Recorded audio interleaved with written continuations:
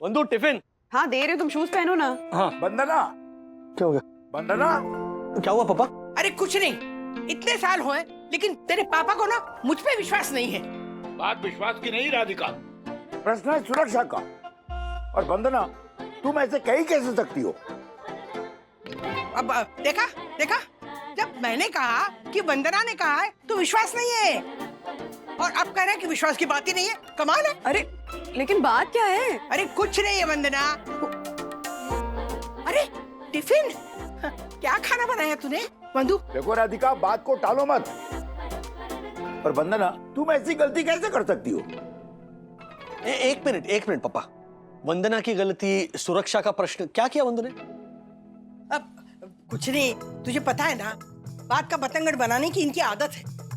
अब तू जा, ऑफिस जा, देर हो रही है। बंधु टिफिन दे दे उसे, और आप ना घर चलो। चलो घर। अरे ऐसे कैसे? मैं वंदना से पूछूंगा। वंदना, तुम्हें मालूम है ना बाहर के हालात कैसे हैं? इस हालत में तुम राधिका को पूना लेके कैसे जा सकती हो? पूना ले जाने की जिद क्यों कर रही हो तुम? वंदू, तुम्हारा क्या काम है पूना में? वो पूना में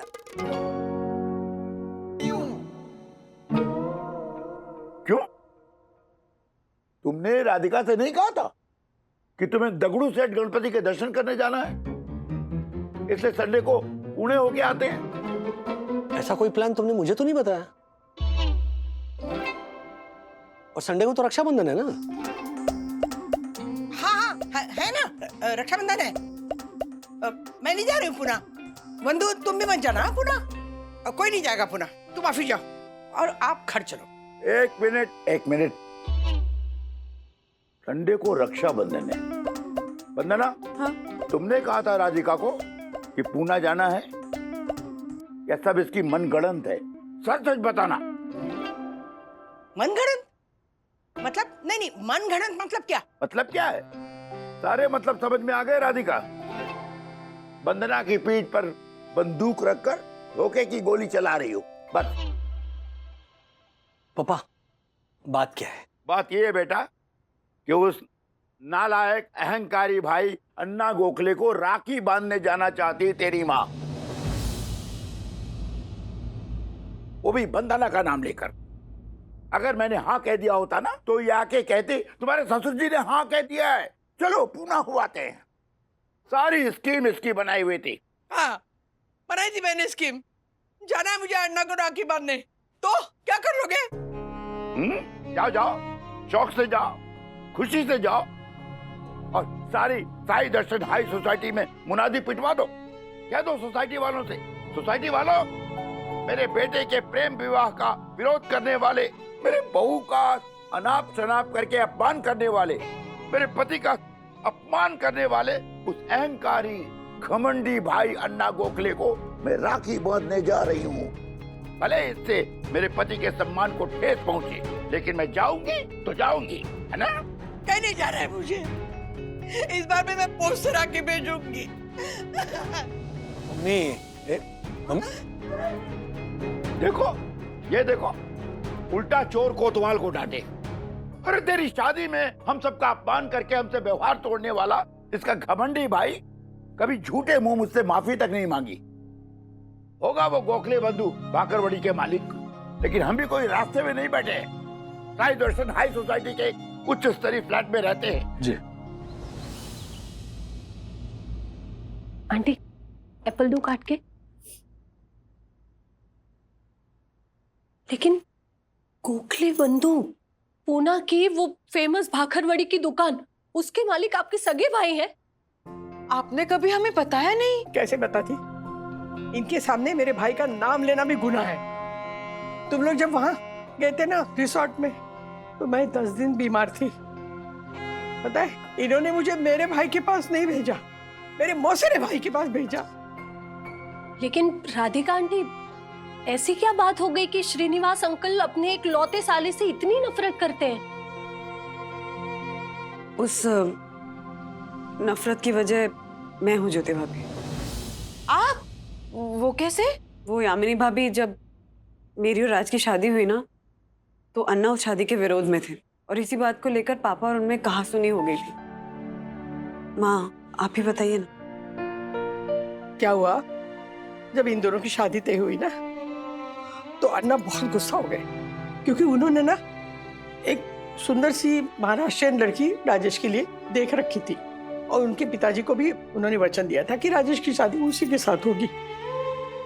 जब राजू ने कहा कि ये लव मैरिज करा है इसके साथ, तो उनके मुंह से निकल गया कि इन दोनों की शादी 1 साल भी नहीं टिकेगी।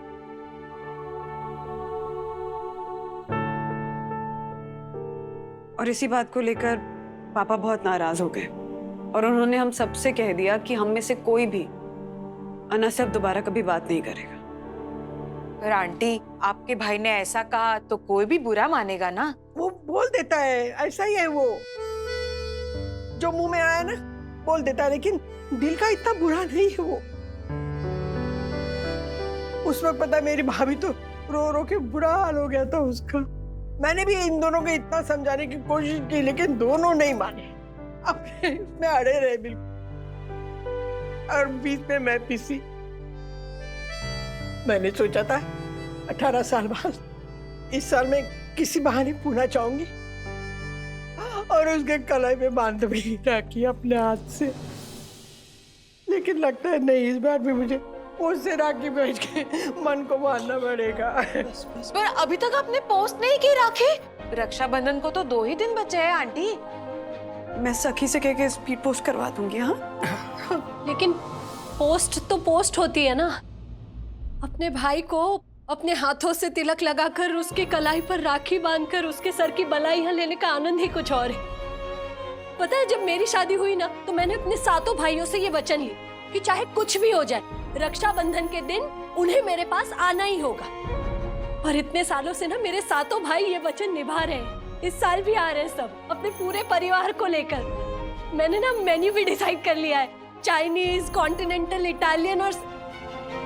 ज्योति कितनी लकी है तू, पता नहीं ये दिन मेरे नसीब में कब आएगा।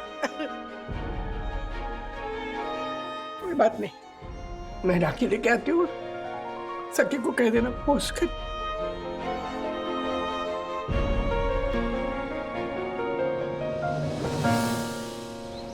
सखी दीदी, क्या है? मेरी वो चश्मे चिंटू के साथ लड़ाई हुई। चिंटू? कौन चिंटू? वो 6th फ्लोर वाला चश्मे चिंटू। ओहो, वो चंद्रेश। इतने प्यार से तो उसके घर वाले उसको नहीं बुलाते। पूरी बिल्डिंग उसको चश्मे चिंटू के नाम से जानती है। ओह, कितना बड़ा ईगोस्टिक है वो, पता नहीं क्या समझता अपने आप को। अच्छा, ऐसा मुझे तो नहीं लगता। आपको ना मेरे अलावा दुनिया का हर इंसान अच्छा लगता है। बस आज के बाद आप उससे बात नहीं करोगे, दैट्स फाइनल। अरे, वो बेचारा दीदी दीदी करते हुए सामने से आया तो मैंने बात कर ली, उसमें क्या है? और फिर झगड़ा तुम्हारा है ना, मैं क्या करूं? मैं तो बात करूंगी। ठीक है, तो फिर उस दीदी दीदी बोलने वाले को ही अपना भाई मानना और उसी से रक्षाबंधन का गिफ्ट लेना। ओ हेलो अथर्व वागले, तुम मुझे गिफ्ट देकर कोई ऐसा नहीं करते, समझे? और उसके बदले में ना मैं तुम्हारी रक्षा के लिए राखी भी बांधती हूँ। मुझे नहीं चाहिए आपकी रक्षा बख्शा, अब वो चिंटू की रक्षा करना और उसके हाथ भी राखी बांधना, मैं नहीं बंधवाऊंगा। बाय। मम्मा,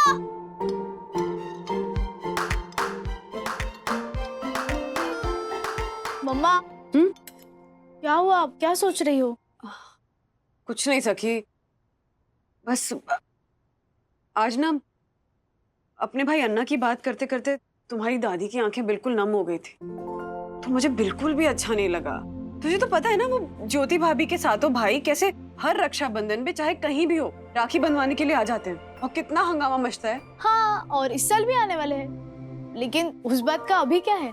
लास्ट ईयर जब दादा दादी बोरीवली शिफ्ट नहीं हुए थे, तो रक्षाबंधन के दिन दादी दादा से यहाँ आई थी। और जब ज्योति भाभी अपने 7 भाइयों को राखी बांध रही थी ना, तब दादी ने कहा कि भाई का प्यार तो भाई का प्यार ही होता है। और ये बोलते बोलते उनकी आंखें नम हो गई थी। मैंने पूछा भी कि बात क्या है, तो मामला टाल दिया। लेकिन आज मेरी समझ में आया कि वो जो दुख था ना, वो अपने भाई को राखी नहीं बांध पाने का दुख था। और आज भी उसी दुख के आंसू उनकी आंखों से छलक गए। लेकिन मम्मा, क्या दादी के भाई और दादाजी के बीच जो भी अनबन है वो दूर नहीं हो सकती? I mean, ऐसा कुछ नहीं हो सकता कि दादी उन्हें राखी बांधने पुणे जा सके, या दादी के भाई अन्ना गोखले रक्षाबंधन के दिन यहाँ मुंबई आ सके? कोई तो रास्ता होगा ना। मैं भी यही सोच रही हूँ सखी, कि ऐसा ऐसा क्या किया जाए कि इस रक्षाबंधन के दिन ना दादी की आंखों से दुख के नहीं बल्कि खुशी के आंसू छलके। मुंदुरानी, तुम सोच रही हो ना उतना आसान नहीं है। पापा फिर भी बहुत समझदार है, लेकिन तुम मेरे मामा अन्ना गोखले को जानती नहीं हो। एक नंबर के आड़े इंसान है। फॉर एग्जाम्पल, उनकी दुकान में अगर कोई ग्राहक बाकरवड़ी सिर्फ चखने के लिए भी मांग लेना तो एक आध बाकरवड़ी चखने को मिलेगी। नहीं मिलेगी। क्यों? क्या क्यों? साबुन खरीदने जाते हो तो पूछते हो थोड़ा घिसने को मिलेगा? बाकरवड़ी क्या भाव? इधर लिखा है 1 किलो का 350। मतलब 1 किलो के 350 रुपए? रुपए नहीं, दिराम। आबू धाबी की करेंसी तो दिराम है ना। ये तो आबू धाबी है और मैं शेख हूँ, शेख बालकृष्ण अन्ना। दादा, ये बाकरवड़ी और ये सेव ताजी है क्या? नहीं, अरे ये सेव तो 4000 साल पुरानी है। ऐसे है मोहफट, जिद्दी और अहंकारी मेरे मामा अन्ना गोखले। यही तो प्रॉब्लम है ना राज, वो अपनी जिद नहीं छोड़ रहे और पापा अपनी। लेकिन पप्पा गलत है ही नहीं ना। तुम्हें पता भी है वंदू, हमारी शादी को लेकर अन्ना गोखले ने क्या कहा था? हाँ, कहा होगा, और हमें क्या पता, हो सकता है ना उनको अपनी कही बात पर पछतावा भी हो। तो फिर अब तक माफी क्यों नहीं मांगी उन्होंने पप्पा से?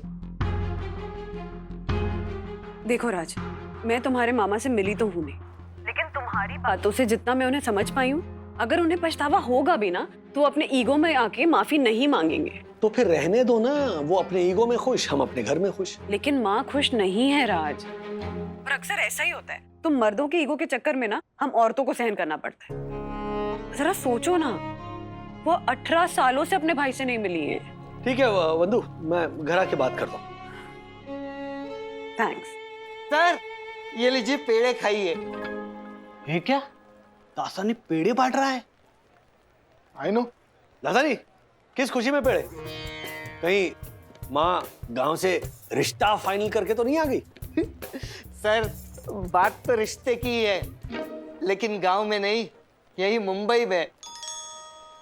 और माँ ने नहीं, माधुरी ने किया है। अरे बाप रे, माधुरी दीक्षित की इतनी बुरी दिन आ गए? दासानी का स्वयंवर नाम का शो लेकर आ रही है क्या? ओ चक्रम चंदू, माधुरी दीक्षित नहीं, माधुरी फुलझड़िया। हाँ? वो बोलती है तो फूल झड़ते हैं। मेरे सामने वाली विंग में रहती है, रोज सुबह दूध लेने के लिए साथ साथ ही होते हैं। एक दिन वो पैसे लाना भूल गई और मैंने पैसे दे दिए, तो उसने मुझसे कहा आपके इस दूध का कर्ज मैं कैसे चुकाऊंगी? तो मैंने कहा दोस्ती करके। बस तभी से हम अच्छे दोस्त बन गए हैं। 1 लीटर दूध की थैली के पैसे बचाने के लिए दासानी से दोस्ती? मुझे लड़की कुछ ठीक नहीं लग रही है। ये पेड़े दोस्ती होने की खुशी में बांट रहे हैं? नहीं सर, फिर एक्चुअली आज उस लड़की ने मुझसे कहा, दासानी जी क्या इस संडे आप मेरे घर पे चाय के लिए आ सकते हैं? मेरी मम्मी ने बुलाया है, कुछ काम है। तो आप समझ रहे हो ना सर? अच्छा, इसीलिए दोनों गालों में ऐसे गुलाब जामुन है। जियो जियो दासानी, क्या? यस मैम, या जी मैं अभी आपको भेजता हूँ जी। 1 मिनट दासानी, मेरे को संडे को बुलाया?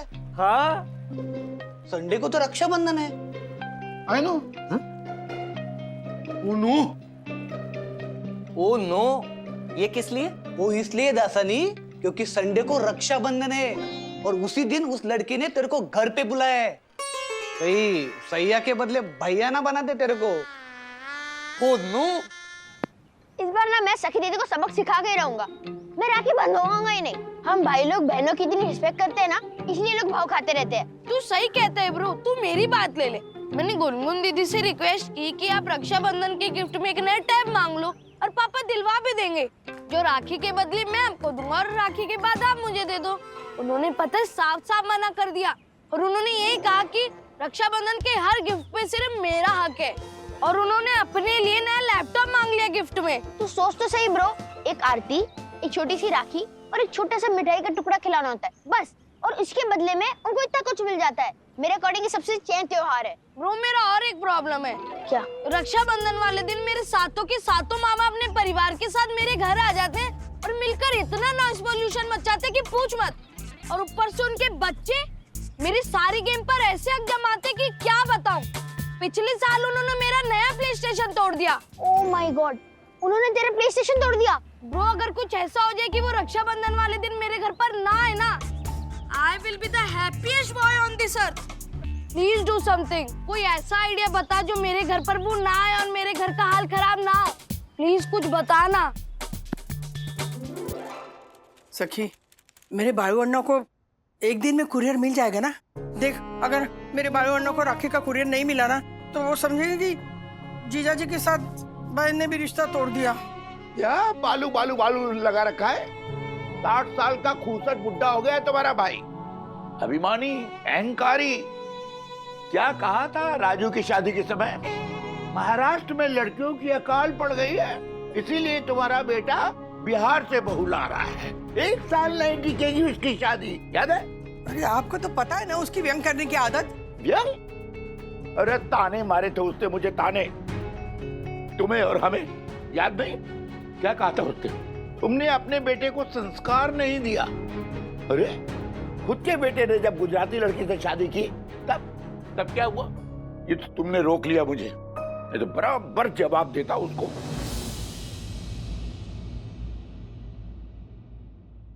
मुझे कहता है बेटे को पालना नहीं आया। अरे उसने तो जीना हराम कर रखा है अपने बेटों का और अपने परिवार का। अरे उसका मझला बेटा केशव हफ्ते में 4 बार फोन करता है मुझे, कहता है फूफा जी आपने जो किया सही किया। लो, उस केशव कार्टिया के बारे में कुछ मत बोलो, 1 नंबर का नालायक लड़का है वो। हाँ हाँ, सारी दुनिया नालायक है, तुम्हारा एक भाई अन्ना गोखले बस वही लायक है। अरे बाबा शांत हो जाओ, अब चुप करो ना। कितने साल वही वही वही वही बात करोगे? हाँ ठीक है, शांत हो गया। बैठ। अब होगा खेल। अन्ना और पप्पा के बीच के सारे गिले शिकवे दूर हो जाएंगे। अब होगा खेल। अन्ना और पप्पा के बीच के सारे गिले शिकवे दूर हो जाएंगे। कल मैं इस नए नंबर से पप्पा को अन्ना बनकर फोन करूंगा। लेकिन डैडी, दादाजी को यकीन हो जाएगा कि आप अन्ना हो? हो जाएगा। अन्ना की आवाज में बचपन से कॉपी करता आया हूं। ऐसी आवाज निकालूंगा ना कि पप्पा मान ही जाएंगे कि ये अन्ना ने ही फोन किया है। हाँ, और फिर इतने सालों से दोनों में बात नहीं हुई है तो आवाज में थोड़ा 19-20 चलेगा। मतलब आप उसी सेम नंबर से अपने मामा अन्ना गोखले को कॉल करोगे दादाजी बनकर? यस। अन्ना को लगेगा कि पापा ने माफी मांग ली, पापा को लगेगा अन्ना ने माफी मांग ली। लेकिन डैडी, जब दोनों मिलेंगे तब की तब देखेंगे ना सखी। लेकिन इस साल ना माँ को उनके भाई से मिलवा कर ही रहेंगे। डैडी, ये जो आप कर रहे हो सही नहीं है ना? I mean it's a way of cheating, right? Yes, it is. लेकिन फिलहाल हमारे पास इससे बेहतर आइडिया कहाँ है? और किसी की भलाई के लिए बोला गया झूठ ना बेटा, झूठ नहीं होता है। Is that so? यस। वो मेरा और एक प्रॉब्लम है। क्या? रक्षाबंधन वाले दिन मेरे सातों के सातों मामा अपने परिवार के साथ मेरे घर आ जाते हैं और मिलकर इतना नॉइस पोल्यूशन मचाते कि पूछ मत। ब्रो अगर कुछ ऐसा हो जाए कि वो रक्षाबंधन वाले दिन मेरे घर पर ना आए ना, I will be the happiest boy on this earth. कोई ऐसा आइडिया बता जो मेरे घर पर वो ना आए और मेरे घर का हाल खराब ना हो। प्लीज कुछ बताना। हेलो विद्युत। Yes bro. तू थोड़ी देर के लिए अपने पापा का फोन ले सकता है? Yes bro. बस तो तू उनका फोन ले और अपने सातों मामा को मैसेज कर कि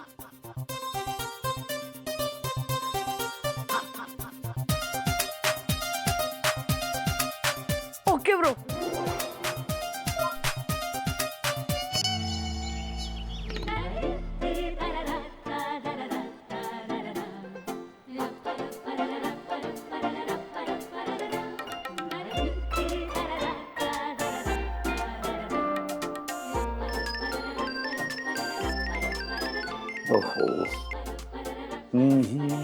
हेलो जीजा जी, मैं बोल रहा हूँ। कौन? बालकृष्ण गोखले, आपका प्यारा अन्ना। हाँ? मुझे पता है अभी मैं आपका प्यारा नहीं रहा, लेकिन वो भी तो दिन थे ना जब सगे भाई से भी ज्यादा प्यार करते थे आप मुझे। हम दोनों में आई इस दूरी की वजह मैं हूँ जीजा जी, मात्र मैं। ये बाल कृष्ण अहंकारी गोखले, अहंकारी कसला, अत्याचारी भी नहीं, गधाड़िया हूँ मैं जीजा जी। लेकिन सच कहता हूँ, आज मुझे अपनी गलती का एहसास हो गया। मैं अपने सारे गुनाहों की माफी मांगना चाहता हूँ जीजा जी। मुझे क्षमा कीजिए जीजा जी, मुझे क्षमा कीजिए जीजा जी। मैं रक्षाबंधन के दिन वहाँ मुंबई आना चाहता हूँ, आपसे गले मिल के क्षमा मांगना चाहता हूँ। ना मत कहिएगा जीजा जी, कहिए आजा अन्ना। नहीं नहीं, ऐसे नहीं, ऐसे बोलिए, आजा अन्ना, आजा अन्ना। आजा अन्ना। जीजा जी, मैं आपको बता नहीं सकता मैं कितना आनंदी हूँ आपके मुंह से वो आना सुन के। लेकिन जीजा जी, मेरी एक विनती है। मेरा फोन आया था, मैं वहाँ मुंबई आ रहा हूँ, ये आप किसी को बोलना मत। वो क्या है वो मैं देना चाहता हूँ अंग्रेजी में, वो क्या कहते हैं, सरप्राइज देना चाहता हूँ, इसलिए आप किसी को बोलना मत। मैं नहीं कहूँगा भाई। हाँ जीजा जी, फिर एक बार कहिए ना, आजा अन्ना, आजा, आजा अन्ना, आजा। और एक बार कहिए, आजा, आजा अन्ना, आजा।